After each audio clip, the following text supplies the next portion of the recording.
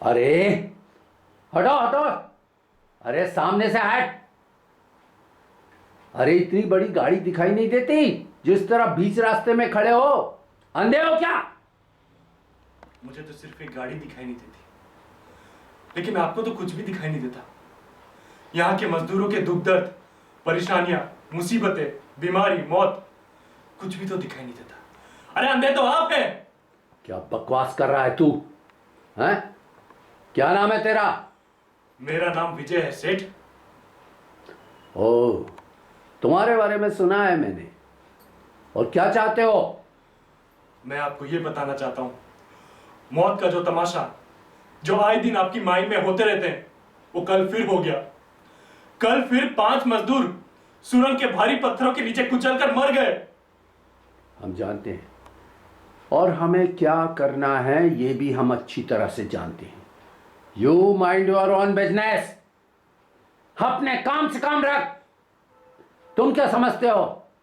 हमें कोई फिक्र नहीं। आपको क्या फिक्र हो सकती सेठ साहब? 5 मजदूर मरते मर जाए, बड़ी गरीबी इस बस्ती में। कल 5 की जगह और 25 आ जाएंगे, आपका काम चलता रहेगा, आपकी तिजोरी भरती रहेगी। आपको क्या फिक्र हो सकती है?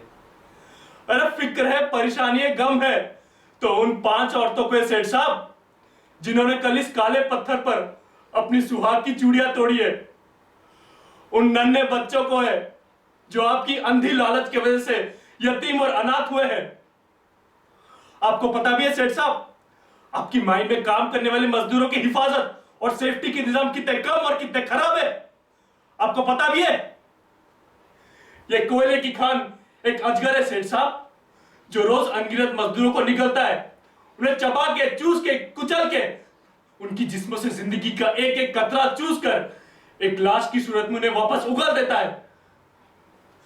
और जब तक आप अपनी मुनाफे की लालच में इन मजदूरों के सेफ्टी का बंदोबस्त नहीं करते हैं, तो इस बस्ती की औरतें यूं ही विधवा होती रहेंगी, इस बस्ती के बच्चे यूं ही अनाथ होते रहेंगे। और जो कल हुआ वो फिर होगा सेठ, वो फिर होगा, वो फिर होगा।